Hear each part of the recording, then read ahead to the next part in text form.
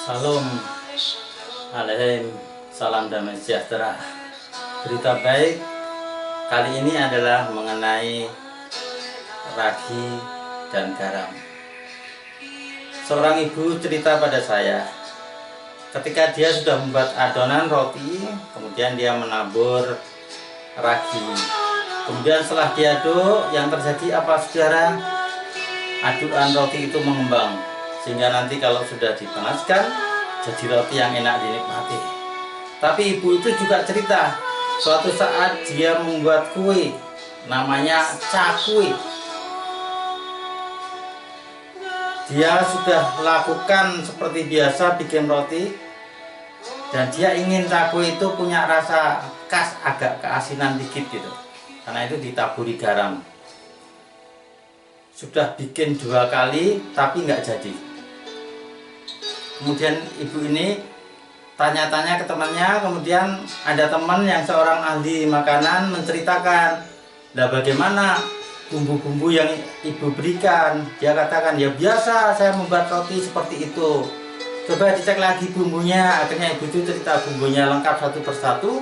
Kemudian yang ahli roti tadi bilang, nah ini bu, ketemu. Ketika ibu mencampur garam dengan ragi, yang terjadi apa? Maka tidak bisa mengembang. Itu betul. Karena garam ketika bercampur dengan ragi, maka akan mematikan fungsi ragi itu, sehingga tidak bisa berkembang adonannya.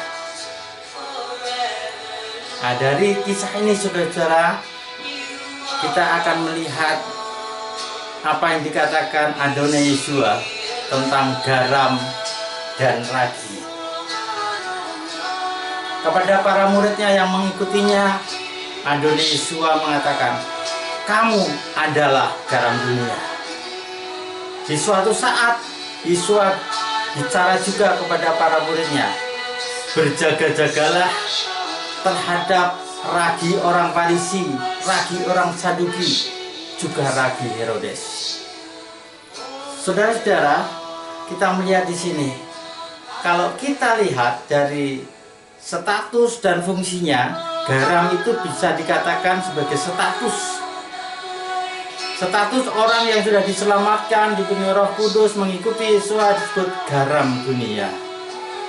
Sedangkan ragi yang dimaksud Yesus tadi, ragi dunia, adalah ragi orang Farisi, ragi orang Saduki, ragi Herodes, menunjuk kepada pengajaran atau doktrin manusia, doktrin duniawi, dan juga berbicara tentang kemunafikan. Saudara-saudara, kemunafikan, penyesatan telah terjadi di mana-mana melalui pengajaran, melalui doktrin-doktrin yang dibuat manusia. Dan orang yang tidak pernah membuka kitab suci, tidak pernah mempelajari kitab suci, tidak pernah merenungkan kitab suci dengan pimpinan Roh Kudus, menganggap semua yang dikatakan orang-orang tokoh-tokoh rohani terkenal dikatakan itu sudah benar. Tanpa menyeleksi dengan kitab suci, mereka langsung aja percaya itu benar. Apa yang terjadi saudara? Penyesatan bisa terjadi generasi ke generasi, turun-temurun, dan itu dianggap sebagai suatu kebenaran. Jadi ajaran manusia, ajaran duniawi yang sudah diterima kelompok orang, kemudian itu diwariskan ke generasi berikutnya, meskipun itu sesuatu yang baik, tetapi kalau bertentangan dengan kehendak Bapa, bertentangan dengan kitab suci, itu namanya penyesatan.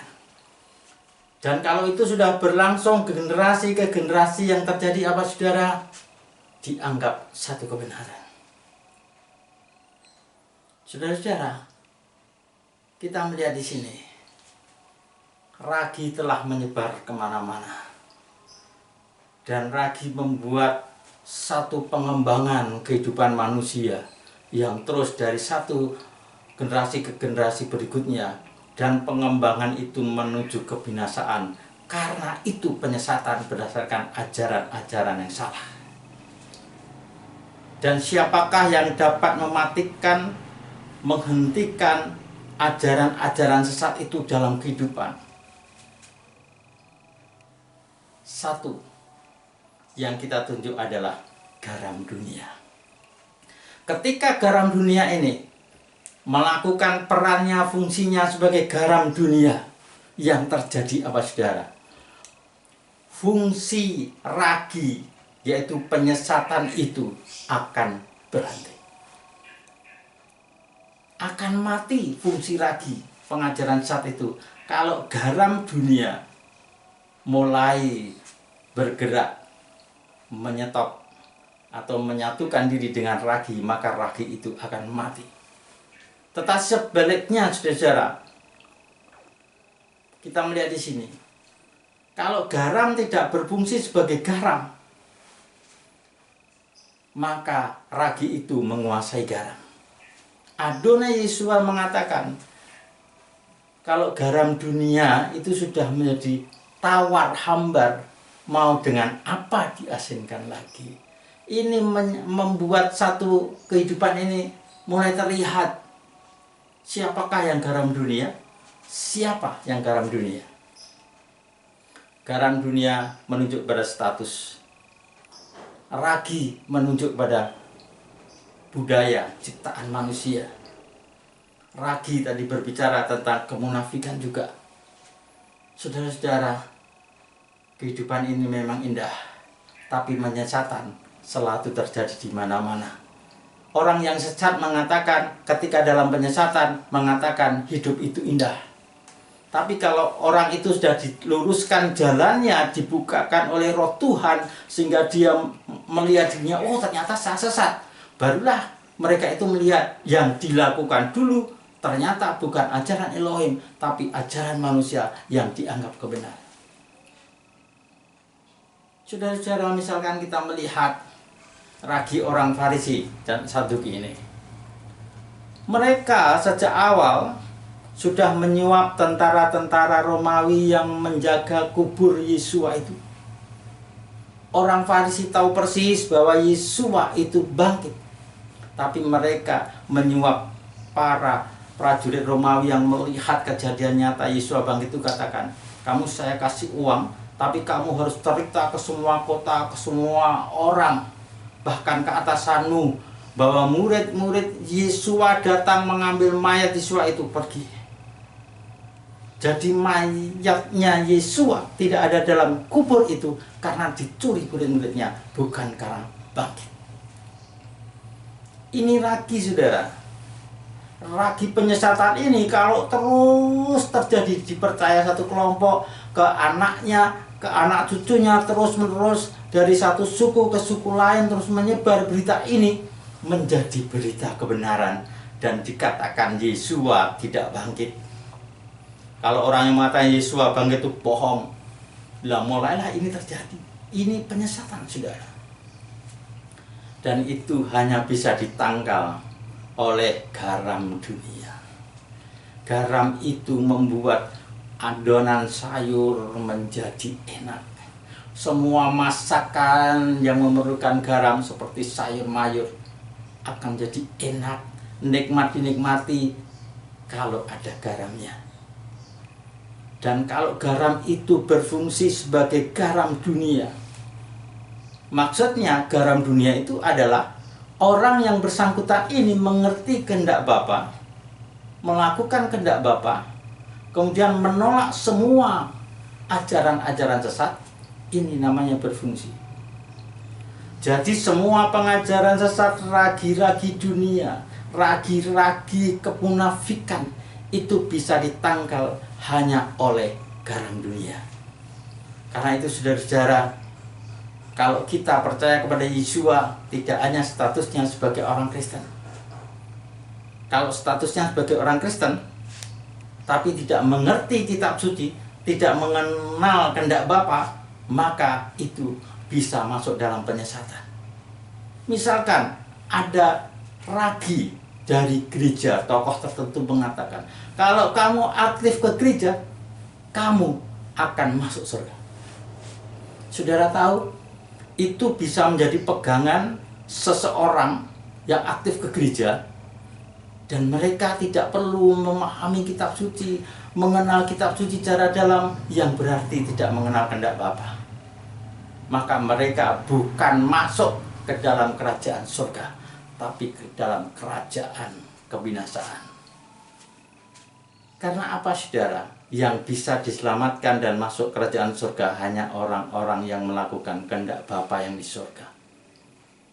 Untuk melakukan kehendak Bapa yang di surga, perlu mengenal kehendaknya dulu, mempelajari kehendaknya, merenungkannya, kemudian dilakukan. Satu kehendak dilakukan, kehendak yang lain dilakukan lagi, terus menerus. Kalau belum bisa sempurna melakukan kehendak Bapa, kalau dia cinta sungguh-sungguh kepada Bapa Yahweh, maka Roh Kudus akan menguatkan orang itu, menuntunnya, sehingga mereka apa yang kenal dengan kehendak Bapa akan mereka tuntun.